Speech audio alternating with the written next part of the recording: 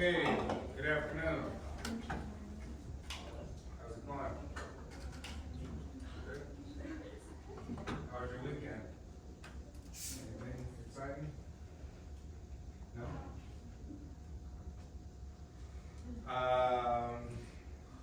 Spring break is next week. So Friday we will have our exam at home. Unless you disagree, unless you want to take it here. Raise your hand. Not at home? At home? Raise your hand if you want to take it at home. Raise your hand if you want to take it here. Okay, two. Two. One, keep it. All right, we'll take it home Friday, and we'll do exam review at the end of class on Wednesday. So I'll go over all these sort of items that will be on the exam, so it'll be nothing surprising for you. All right, moving along. We're in thinking, language, and intelligence. Right, we're kind of building on how it all works. This intricate phenomenon. We are speaking to you, you're understanding what I'm saying. In this language that we call English, like how did this come to be? How does this even make sense? Over 6,000 languages spoken across the world. Is there a universal language? Is there some sort of universal understandings, even if it's in a different language? Are we born with some sort of language acquisition device in our mind? Right? Are we conditioned to the language? Is it nature? Is it nurture? In that aspect too. And then our thinking, right? Our cognition. Do we have tons of confirmation bias? Meaning that we only seek out information that's going to reaffirm what we already thought was true. And when we see something that's what we perceive as not true, we immediately reject it. Right? How do we form these thoughts? How are they expressed to create who we are? Are we intelligent because of exceptional memory? Right? Some people have eidetic memory. I kind of had that as a child, and even as a teenager, where I read pages at a time. I read words at a time, I read pages. So it kind of helped me not ever really want to study or do anything. Maybe a lazy student. But it benefited me greatly in terms of mastering, exams and stuff. But at the same time, problem solving is a little bit different. It's different than just memory. It's figuring out details, complex sort of situations. So let's talk about thinking, right? How we think in shortcuts, heuristics, how we think in algorithmic thinking, right? More concise, more error-free sort of thinking, right? And all the little cognitive biases that kind of get in the way. So, then I have a couple questions for you within groups. Actually, let's do that right now. So here, within your groups, here's a question for you, a theoretical question, because this is argued among psychologists, amongst cognitive psychologists. Do you believe or think that language is innate, meaning that there's something genetic inside of us that contributes to us picking up language as human beings? Or do you think language is something completely new and learned? And based on your argument, right, you can have your own different positions. Think of maybe some examples as to why or why not you think that is the case. Right, so I'll give it about maybe 4 or 5 minutes to talk about that within your group. Come up with a theoretical argument as to why or why not. Is language innate? Right? Do you have any evidence to support that in any way? Babies, cells,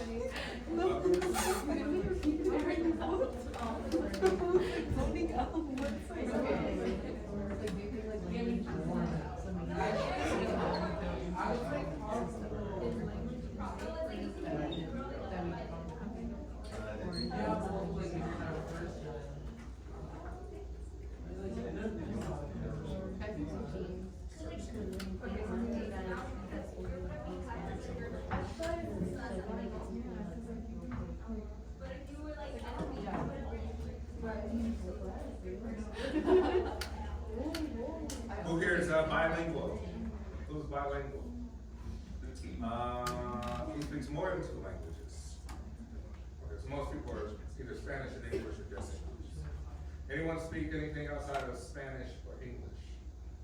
Or French, German? Okay. All right, that's good. So that'll be part of my second question. But yeah, continue your discussion. I want to hear your theoretical arguments.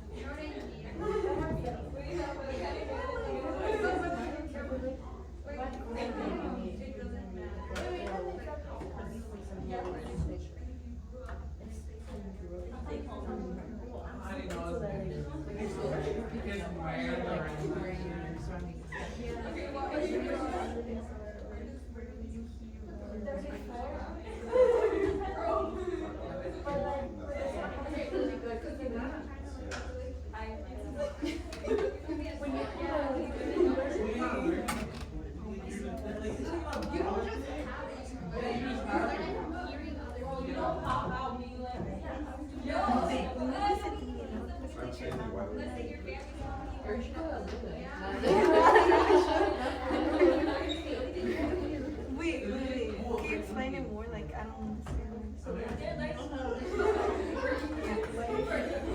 Why do you think we have like, because of these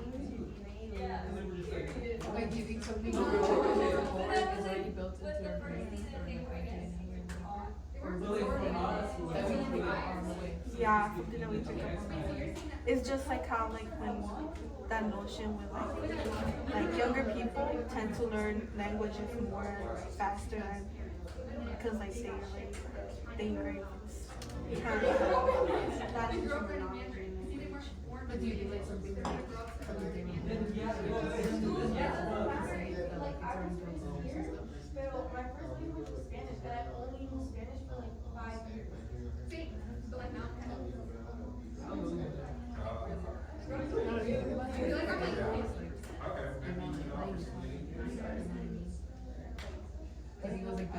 Like I taught my grades, but there's a difference. Well, they pick up on their mother's actions. Like they teach, like they, yeah. So I guess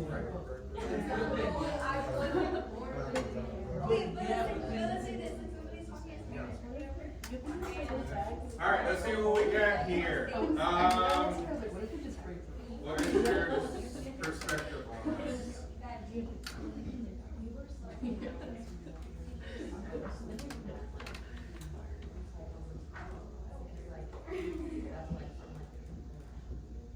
Okay, so we're hearing that language is learned, right?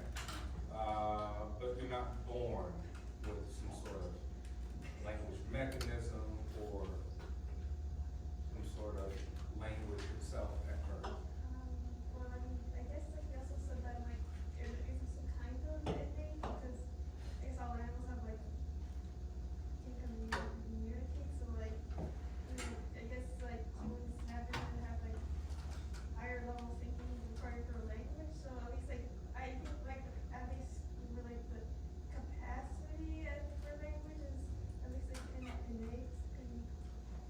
All right, so I mean, that's a good observation. You say, hey, there's a lot of species of organisms that automatically may come into existence knowing what to do, right? They've been kind of communicated with in some way. Human beings, maybe because we're higher cognition, that we have some of that, but since we're so complex with our mind, that maybe it still takes a lot of learning, right? A lot of training. Just, okay, interesting. Over here.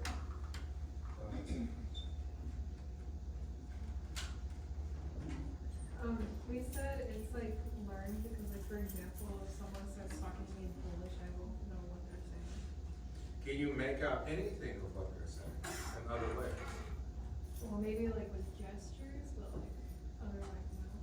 Alright, so you're saying, hey, there's a difference. Like if we're saying language, is it sign language? Sign language includes body language to some degree. But if it's speech, you say, I have absolutely no clue whatsoever. maybe you can make sense out of Spanish, even if you don't know Spanish, to some degree, you think, as opposed to Polish? Well, I know Spanish, so. Oh, you know Spanish, okay, so, alright, over here, you got any thoughts on this? I think we're kind of like, we're taught language, and then obviously when we're kids, we don't know, like, English or something, or even Spanish. I feel like, I don't know, because I'm bilingual in the sense that I understand what people are saying in Spanish, but I can't really articulate the words I want to say in Spanish. So it's like, I could understand what people are saying in both languages, but in English, I could like articulate my words, so I could like tell them what I'm going to say. But Spanish is a bit harder because I wasn't thoroughly taught Spanish. So it's like, I had to learn how to understand it on my own. Gotcha. Alright, we can say, once again, we can differentiate, is language speech only, is language written, is language body language? Can we understand it and not write it? Could we understand the language and not be able to read it, but we could speak it? Right, could it be the opposite, we could read and write it, but we can't really, sort of speak about it or something? Right, it's pretty intricate. What about back there, any thoughts? We were kind of like in between, like I thought, or I think it's like kind of like built into our system, but we also think it's also learned. Learn, Yeah. learn, conditioning. We were saying that we think it's like you learn it, cause, I mean, like, you're gonna start speaking whatever language your parents speak to you, cause like, I'm not gonna start speaking in a completely different language, so it's something that like you learn over time. Okay, conditioning. Here, same. Same. Alright, so once again, we wanna know what language is, right? We think of language as some way to communicate sound, speech, writing, body gestures in a way that's meaningful and understanding to another person.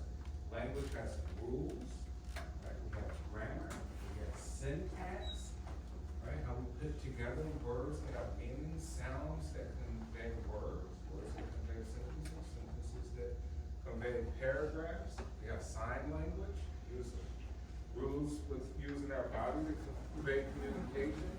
Right, so language is intricate. It involves some memory, right? It involves some thinking.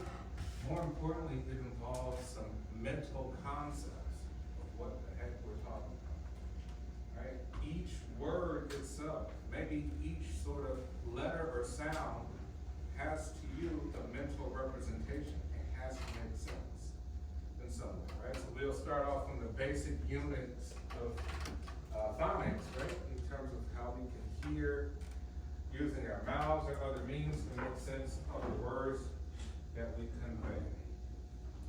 Alright, what else we'll talk about? We'll talk about categorizations. We'll talk about how we make associations in our mind, right? Linking things to another. Then we'll talk about language, reasoning, judgment, decision-making, problem-solving, and mental imagery. So let's start off first with categorization. We classify an item as a thing that is a member of a group, right? So everyone identifies with mental sort of representations within a group. You yourself have an identity. You identify yourself as a name. You may identify yourself as a racial, ethnic category, a sexual orientation, a religious member or not, a student, right? You may categorize what a car is. You have a mental representation of what's a car, what's not a car. What's an SUV, what's not an SUV, right? A cat, what's a cat, what's a dog. We classify these things. Even when we give a dog, we classify even further. We're going to different breeds and sizes, things of that nature, right? And in ways we categorize differently. We have different levels and different structures of these categorizations, right? So we say there's a relationship between categories, right? Dog and cat are animals, right?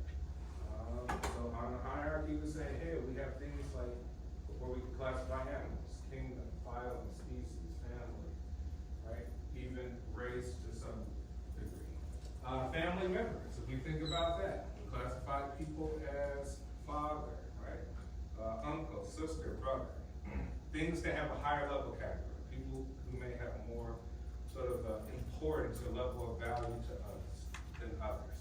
Which kind of automatically shows that we have a bias. We're kind of born with an innate sort of cognitive bias on scales of hierarchy. What we think is valuable for us to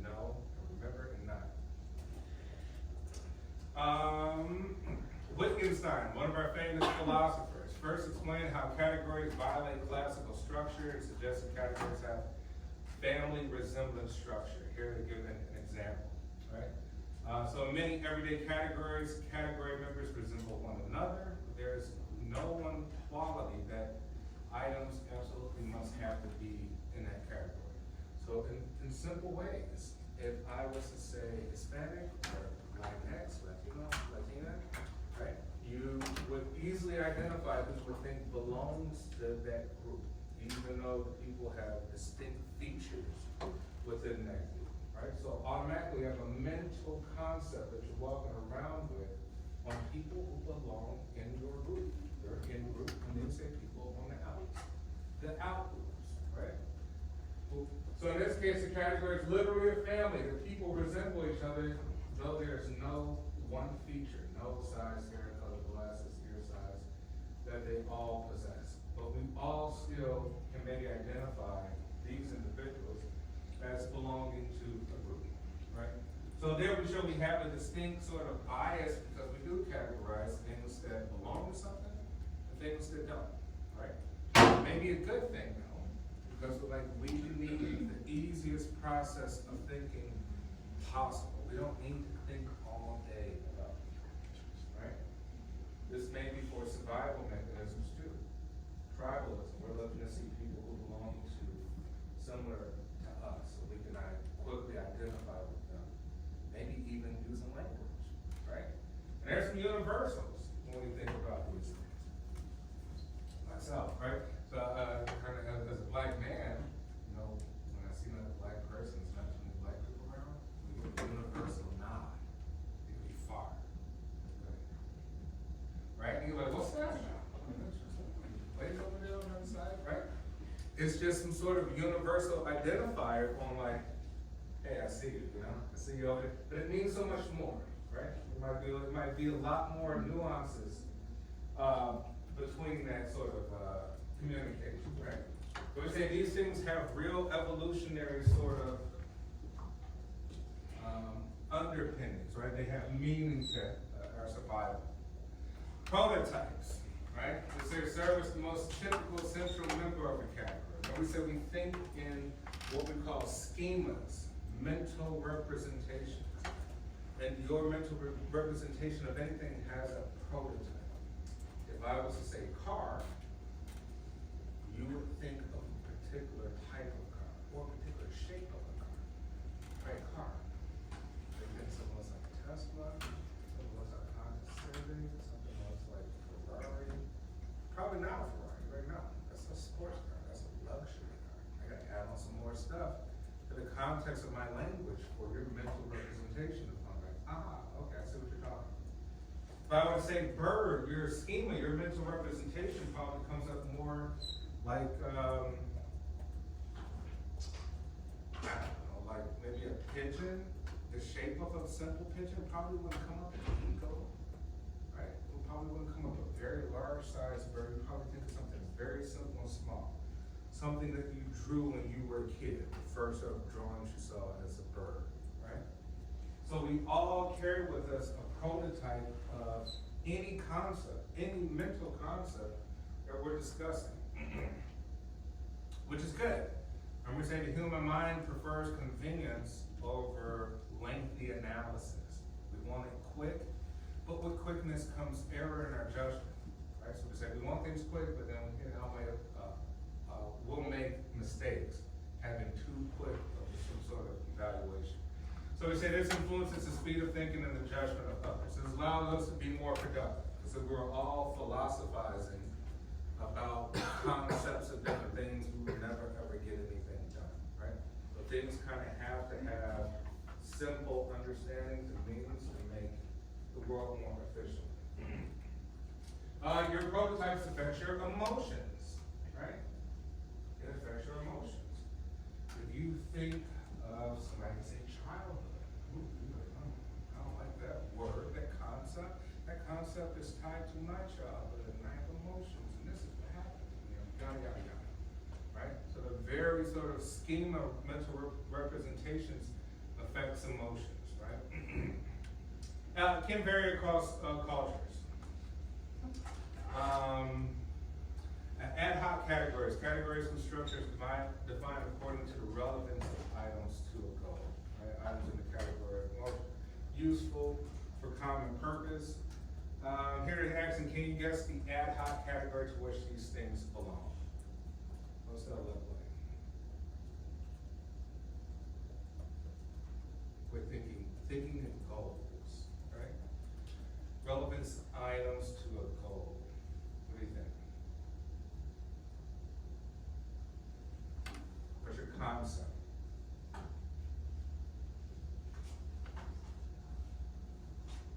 Nobody? Nobody's ever been camping before? Right, we may think of camping. We see sleeping bags, right? We see some booze, see some water, right? We see some like rope, things like that. Camping, right? So we can think of camping, right?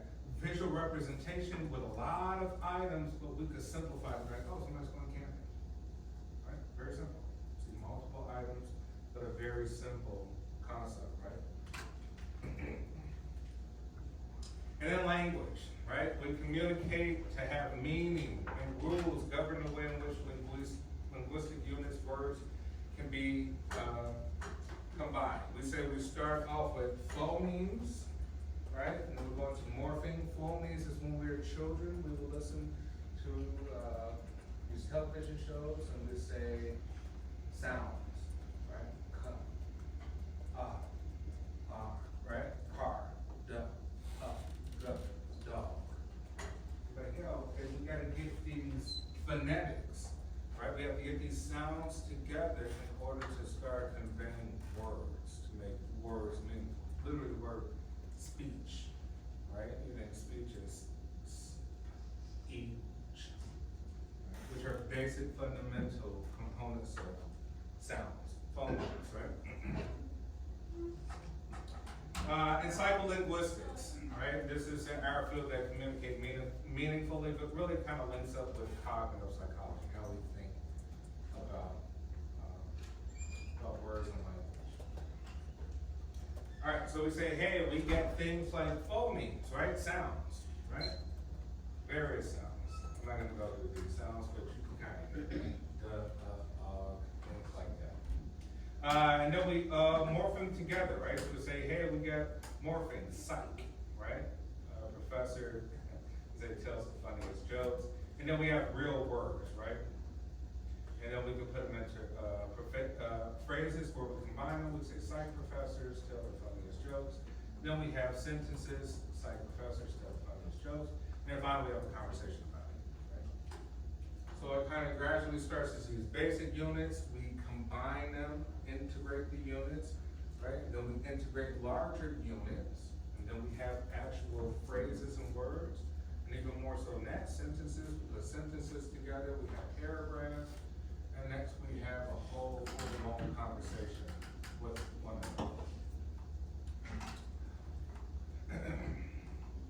Syntax, right? We have things like semantics, syntax, right? Semantics is meaning, right? Syntax is rules determining whether a series of phrases from a sentence that is grammatically correct, how things go together within a sentence, right?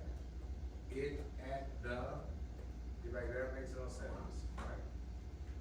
And add something else to it, or recombine the words so it makes sense, right?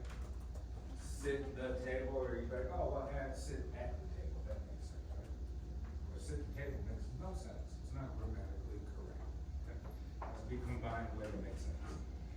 Morphing, smallest unit of language conveys meaning, words contain one or more morphemes and phonemes, smallest unit of sound.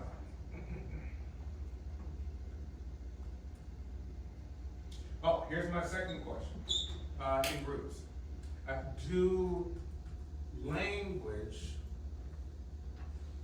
influence the way that you see the world?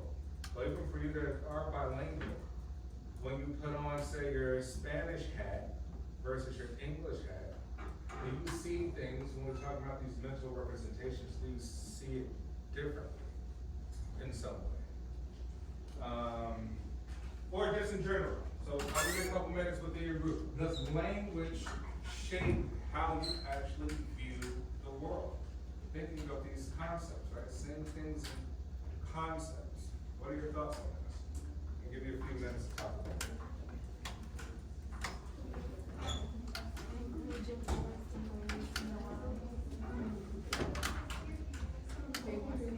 Oh, he was saying does language influence the way we see the world? Yeah. So I guess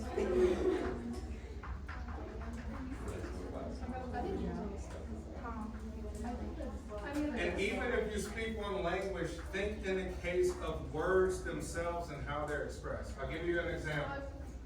Right? A good example would be, do things hit harder to you if they're in statistics? Like, oh, 60% of people does this. Or will it hit harder to you, harder or less, if it's like 1,000 people does this? Like, even basically changing things from the unit number to percentage, does that shape how you view something? Like the intensity, the degree to which you kind of view that thing. Right? Think kind of in those terms, like, do the way that we communicate shape how we see it? Do the phrases that we use shape how we see things conceptually? All right, continue.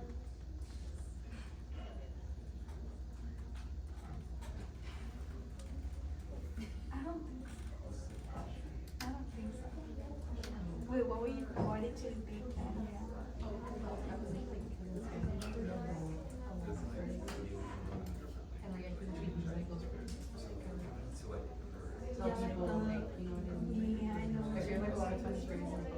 Like the slang terms, Yeah. that's Slang, yeah, but like, slang. like how can it like change your view?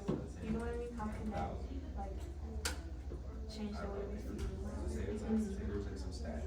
60% of people. I feel like we used to Would you say rather see like a 60% like or how? story schools. Like by the weird stories we use like slang a lot, like lessons or Spanish things. And I think that can be like a good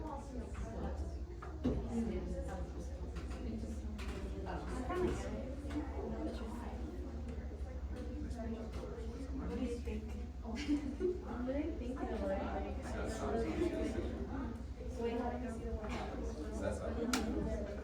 No, like, wait, what did you say? How does the language affect Yeah.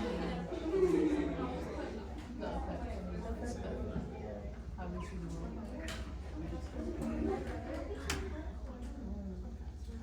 Right, it's interesting, think of, when we're thinking of academia, But right? And we're like, oh, I'm gonna English side take is like more idiom. law. You know what I mean? Yeah.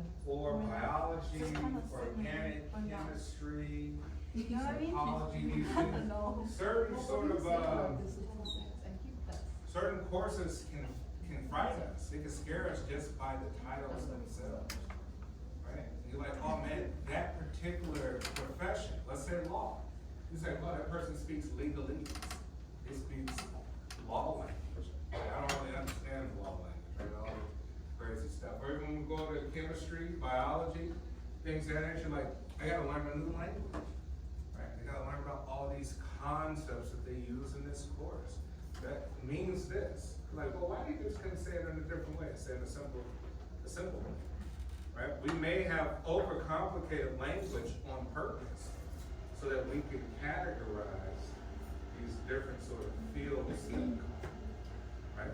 Thus we all want to be in certain professions. Right? I want to be a lawyer. I want to be this. Like speak the language of that particular field that maybe not many other people speak to some degree. Okay, thoughts? Anything? In the back. When I was thinking about like statistic wise, I was thinking like it really depends on the number, because you were telling me like 60% of people, like whatever the stat is, that would hit me harder if it's a small group of people. But if it was like 1 million people, whatever is affected, then that would hit me harder than like that 60%. Yeah. Like, hey, if I heard anything about 1 million people, like that, yeah, like, oh, that's a lot of people. Well, we heard 60% of something, like conceptually, we can't really tie it into something. Like, we might just pass by over that. Oh, 60% of the people died in this area. Like, okay. What about back there? Any thoughts? Spanish has like their own slang, so we kind of see a little bit different than how the English language might interpret something. So we kind of just So you do see things differently in Spanish than you Yes. would, even if it's the same thing. Gotcha. Any thoughts over here? Over here? Huh? Language is usually connected to like the culture, and I think what I have here, and I say it probably he would like show me pictures of what I have here. And when I say it in Spanish, I might think about how Oh, which is interesting. Right? Language is tied to culture, so house here in America is conceptually you have a different sort of perception of one in Mexico. Okay. Yes. I guess it just doesn't change the word and the grammar, and more like it adds like emphasis to the things you're saying it, and how it's understood. So like in English, like saying I need help is so correct, but in Spanish you would say necesita ayuda, and that's so correct. So you would change it, podrías ayudarme. Alright. Yeah, it does. Think even culturally, right? Think if we speak in slang, we kind of like, we just get it in some way, right? Depending on your culture, like some slang could be used in like, trying to think of some slang, but I don't think of bad stuff. But I'll come back. Language acquisition theories. Well, Noam Chomsky, who's one of our foremost linguists in the world, says there's universal grammar. He says children, when they're born, universally, doesn't matter which culture, say dada, say mama, says all sort of those basic phonemes and sometimes more things, right? It's like, since that's the case, that we do have sort of a language acquisition device, which we don't really understand exactly. Like how's it, where in the brain is it kind of being all pushed together, kind of being conceptualized. Now we understand things like the Wernicke's and Broca's area, which we'll learn, but we don't really know how language is truly acquired universally, right? But he theorizes that there is a universal grammar, something inside of us innate that we can pick up based on sort of whatever culture we're in. But then we also say dada, mama, all across the board. Aphasia. Aphasia, an impairment of language abilities that occur while other mental abilities remain intact. You could have a stroke, right? You could have injured, had a brain injury, right? You could have had something happen, right? And you could lose one ability and not the next. Meaning that, hey, I still understand Spanish. And then you go to write it and you completely forget how to write it at all. Or you completely forget how to even read it, because you're still speaking, right? Or vice versa. Our Broca's area, right? These are located in the frontal lobe, right about here, right? The left hemisphere, the left side of the brain, where the brain needs to produce speech. So this controls where speech is produced. The Wernicke's is a little bit more back here in the temporal. We say it needed to understand, right? Produce meaningful language. So you can actually have injuries here. You can lose the speech, but you still understand. You don't understand, you still got the speech, which is kind of weird, but it happens. So yeah, Broca's areas here, left hemisphere, at the front near the prefrontal cortex. This is near the temporal lobe, around where your ears are right behind it. Animals can communicate, right? One of our research scientists taught a chimpanzee sign language, but true language never emerged. Chimpanzee never generated novel combinations of signs to express ideas, which means that animals can communicate, but just not in our way. If you try to train them, there's a limitation. Yeah, we could train the dog how to do this and that. We could train a seal at some sort of show, SeaWorld or something, but there's a limitation to where they can go with this, right? They have their own sort of form. Sapir-Whorf hypothesis, right? The hypothesis implies that people who speak different languages think differently about the world around them, which we just kind of talked about. And then last, we'll get into language and thought, right? We say, some findings from this study up here, which study thoughts about colors to test the Sapir-Whorf hypothesis. People who speak different languages think similarly about colors, right? So we say, hey, there are fundamental things that no matter what, we're gonna think very similar about regardless of the language we speak, right? Which is red, our concept of red, our concept of blue, orange, green, and other things as well too. Human thinking is embodied. Parts of the mind evolve to help us perceive objects and move toward or from objects using various thinking forms. And next we'll get into reasoning, right? We say, hey, we always have our own form of logic, how we think the world should go based on how we were nurtured. Like we say once again, our language that we know, our conditioning, right? Our biases, right? So we all think in different ways. We all reason in different ways. So here we say our reasoning is drawing conclusions on facts, beliefs, and experiences, combining them to reach conclusions that go beyond information originally perceived. Which means we get the information, but then we have to place some sort of value on it. Hence why if we talk about politics, everybody may completely disagree. It'd be a big fight, everybody get canceled, people stop talking to family members, right? We say, hey, because we all reason differently. We may have maybe the same information, we might be reading the same articles, right? It doesn't matter, right? Our reasoning involves our beliefs, which are very strong, what we believe is facts, and then the experiences. If you experience something negative, you're probably gonna kind of side more with those sort of experiences and those types of people, right? If you experience something different, you probably experience something different, right? So it should be some reasoning and understanding, but usually it's not. Confirmation bias, right? We seek out information that's consistent with one's initial conclusions, right? That means like even if literally like you have a fundamental belief about something, that somebody comes and shows you an unaltered video to contradict that, you will experience immense anxiety, and you probably still wouldn't believe it. They could take you to space, show you that the Earth was spherical, ovoid, was round essentially. I don't know. They come back and still, say like, oh no, I'm not sure that what I saw was real or something, right? Which means that what you believe in is usually you're gonna keep believing in it, right? Because we have a tendency to say we want to think we're right, and we don't want the anxiety of uprooting what we already believe in. Simple terms, if you watch Fox News, you're gonna only watch not Fox News. You watch CNN, you're not gonna watch Fox News. Even if the statistics, it don't matter. The facts, you believe that their facts are different than your facts, and people are there that's inspiring the opposite. Thus we have, kind of this thing going on here. How do people judge the likelihood of uncertain events? Some people think the mind is like a computer, right? Simplifying the rule of thumb. People may rely on heuristics. Heuristics are mental shortcuts. Simplify the task of predicting events, right?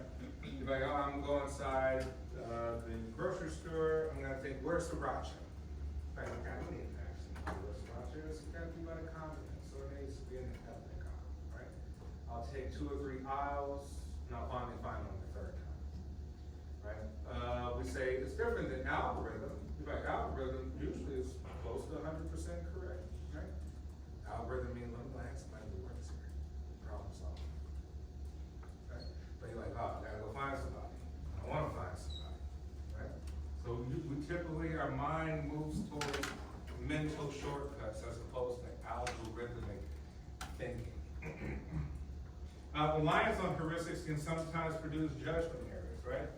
Availability. Hey, what's available in terms of the shortcuts, mental shortcuts that we have? Representativeness, anchoring, and adjustments. Like how can we associate things to different things, right? It depends on what it is.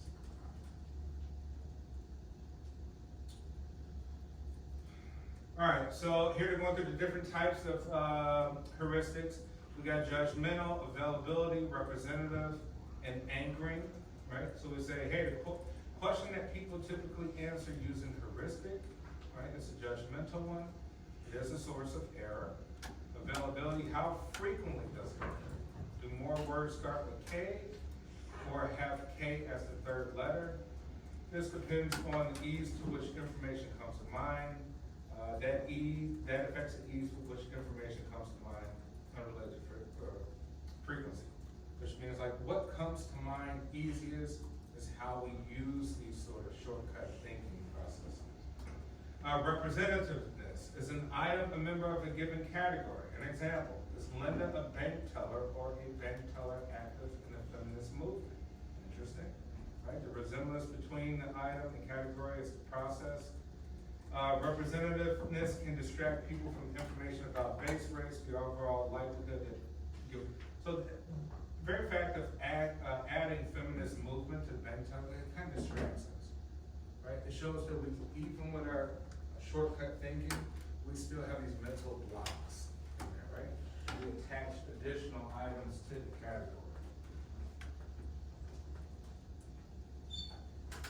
And anchoring the judgment. How many are there, right? What percentage of the world's nations is African, right? We say this psychological process is adjustment from initial guess. Even irrelevant anchor values are influential, and adjustment away from them is insufficient, right? It shows that we've always made some sort of guess, but still there's a huge source of error in that decision-making process.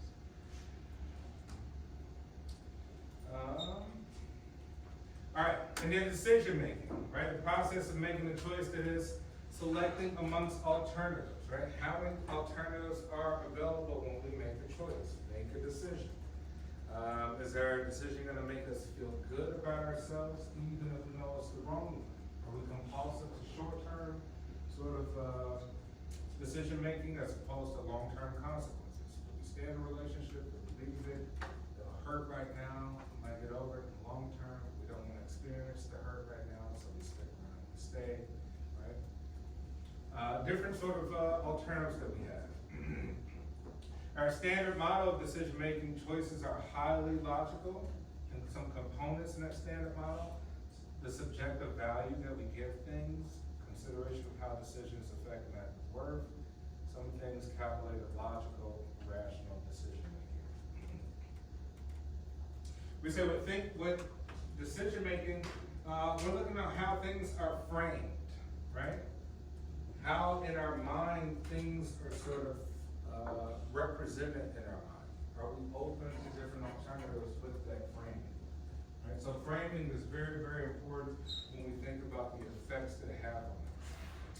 We have mental accounting, a thinking process in which people divide their assets and expenditures in distinct cognitive categories. Basically sound like almost like an Excel spreadsheet. We could divide things into different categories and give a sort of value meaning to each mental category. All right, we will pick up the rest of this on Wednesday. I don't know. All right, we will have our next group. How's it looking for? Who's our next group? Right?